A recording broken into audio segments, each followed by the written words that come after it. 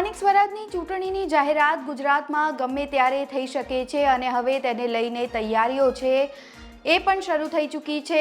ધમધમાટ છે જોવા મળી રહ્યો છે. મહત્વનું છે કે છેલ્લા કેટલાય સમયથી નેતાઓ છે આ સ્થાનિક સ્વરાજની ચૂંટણીની તૈયારીઓમાં લાગી ગયા છે. ખાસ કરીને ભારતીય જનતા પાર્ટી પણ અહીં એક્ટિવ મોડમાં જોવા મળી રહી છે. સતત મેરેથોન કવરેજ, મેરેથોન બેઠક છે એ કરવામાં આવી રહી છે અને આ સાથે જ જે નેતાઓ છે એ પણ ગ્રાઉન્ડ ફિલ્ડ ઉપર જોવા મળી રહ્યા છે. ત્યારે આવનારી સ્થાનિક સ્વરાજની ચૂંટણીની તૈયારીઓ છે એ પણ શરૂ કરી દેવામાં આવી છે. વધુ શું વિગતો પ્રાપ્ત થઈ રહી છે જાણીશું આ રિપોર્ટમાં. નમસ્કાર, આપ જોઈ રહ્યા છો ગુજરાત તક અને આપની સાથે હું છું સૌમ્યા.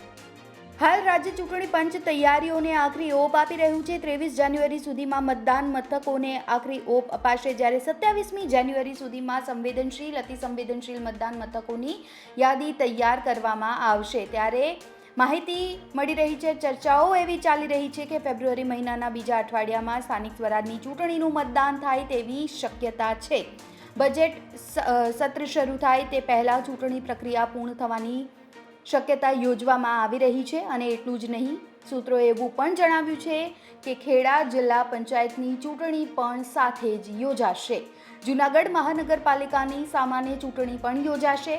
આમ 73 નગરપાલિકાઓની સામાન્ય અને પેટા ચૂંટણીઓ પણ જાહેર થશે. રાજ્યમાં 73 નગરપાલિકાની ખાલી બેઠકો છે, તેમજ ખેડા જિલ્લા પંચાયતની અને જૂનાગઢ મહાનગરપાલિકાની ચૂંટણી થઈ શકે છે. જૂનાગઢ તથા અન્ય મહાનગરોની ખાલી પડેલી બેઠકો માટે ફોટો મતદાર યાદી જાહેર થશે, તેમજ પ્રાથમિક મતદાર યાદી સામે રજૂ થતા દાવા બાદ સુધારા કરી આખરી મતદાર યાદી છે પ્રસિદ્ધ કરવામાં આવશે. ત્યારે મહત્વનું છે કે સ્થાનિક સ્વરાજની ચૂંટણી અંગે હવે આ તમામ અપડેટ્સ છે એ આવવાની શરૂઆત છે એ થઈ ચૂકી છે. સ્થાનિક સ્વરાજની ચૂંટણી અંગે 3 થી 4 દિવસમાં તેની તારીખ છે જાહેર થઈ શકે છે એવી વાતો છે વહેતી થઈ છે. રાજ્ય ચૂંટણી આયોગ તૈયારીઓને આપી રહ્યું છે આખરી ઓપ. આ રિપોર્ટમાં બસ આટલું જ. ગુજરાતના તમામ મહત્વના સમાચાર જોવા માટે અને જાણવા માટે આપ જોડાયેલા રહો ગુજરાત તક સાથે. નમસ્કાર.